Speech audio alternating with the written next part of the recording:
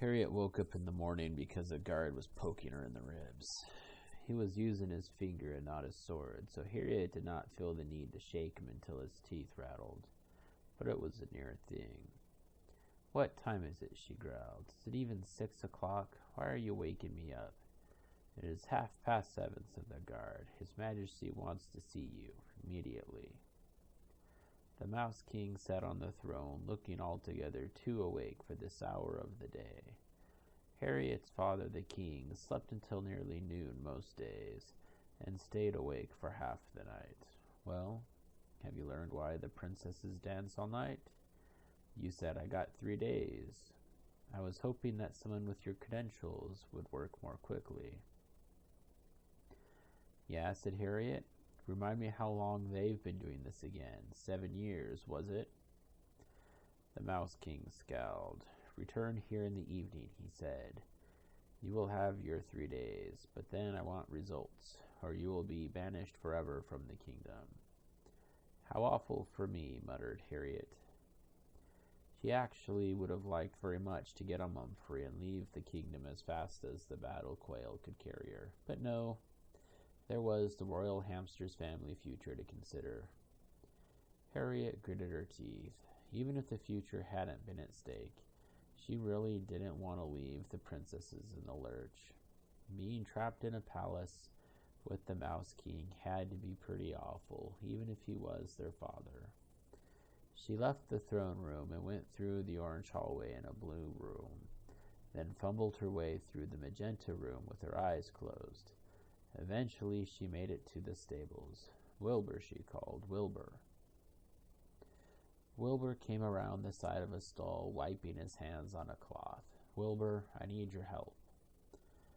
"This isn't going to involve me kissing people, is it? Because after last time, no kissing, I hope." She produced a list. "I need you to go to the hardware store and get me everything on this list." Wilbur took the list and read it over. Okay, I think I can do that after I'm off work."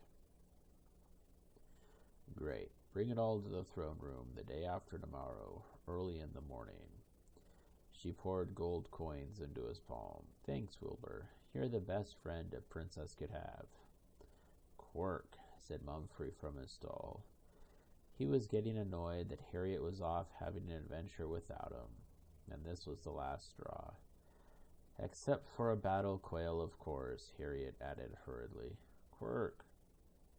"So you think you can save the princesses?" asked Wilbur. "Huh? Oh, yeah, sure. Piece of cake. It's the waiting," said Harriet. "I've got 2 more days of this, and I'm not sure it's going to go right.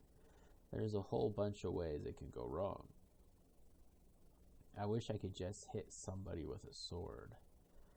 Harriet was not good at waiting. Most of her adventures involved whacking things. She was very good at whacking things, also smiting, thumping, and general mayhem. But waiting. All she could think about was how easily things could go wrong. If something went wrong when you were fighting dragons, you got set on fire, and that was very unpleasant, but at least you, and perhaps your faithful battle quail, were the only ones in trouble. If something went wrong here, there were a whole bunch of people in trouble. 24 of them, she told Wilbur, plus Mumphrey and me. 26 total. We're only a 13th of the number of people in trouble. "I still think you have an unnatural love of fractions," muttered Wilbur. Yeah, but come on. Come outside the stable." Harriet glanced around, wanting to make sure that no one was listening. "Look, it's not just us. It's the future of the hamster kingdom." She explained what the fairy shrew had said. Wilbur was fascinated. "Wow. How do you suppose it will work?" "I don't know," said Harriet. "Maybe there's a horrible monster that shows up to eat the kingdom, and one of the mouse princess's great-grandsons slays it." "It's always slaying with you," said Wilbur. "What if your great-grandson is all sickly?" "My great-grandson will have a superb constitution," said Harriet, miffed. "And one of the mice invents a cure." "It could be anything," said Harriet. who was secretly hoping for a monster. Presumably, she would be long dead, because otherwise she would slay the monster herself. Harriet planned to be beating up ogres when she was 90. Right, Mumfrey? Mumfrey wasn't listening. He was looking across the lawn, very distracted by a new arrival. "Hi," said August. "Oh, good," said Harriet. "I was hoping I'd get a chance to talk to you." August's riding quail, Hyacinth, was plump with very long eyelashes. Mumfrey pranced and tried to look taller. "Quirk!" Harriet and August exchanged knowing looks. Wilbur rolled his eyes and went off to shovel things. "Quirk? Quirk." "Right," said Harriet. "Walk with me." "I can't go very far," said August. "The guards will stop me if I get too close to the edge of the lawn. It causes earthquakes." Harriet paused. "How long does it take for the earthquake to start?" "Hardly any time at all. I walk too far and the things start rattling." "Excellent." They made their way along the back of the stables. Mumfrey and Hyacinth continued to make eyes at each other. "Can you talk to me about the spell now?" asked Harriet. "I think so," said August. "It's different now that you know." "So what have you done to try and break the spell?" asked Harriet. "Everything," said August, groaning. "It all started when we were really young, and Dad made all the girls in the kingdom take dancing lessons." "What?" "Yeah, it's mandatory for everyone over 6. He thought all girls should know how to dance." "This is tyranny."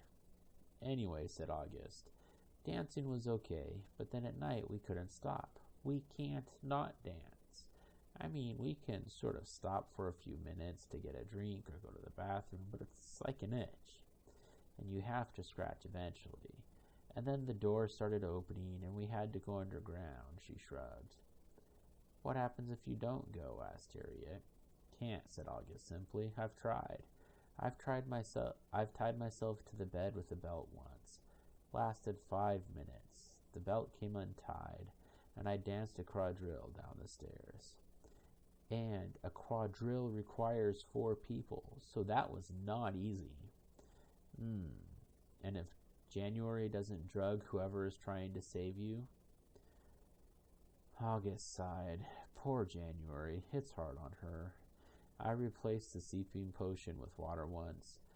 The prince woke up and came charging down the stairs and fell in the river, and it ate him."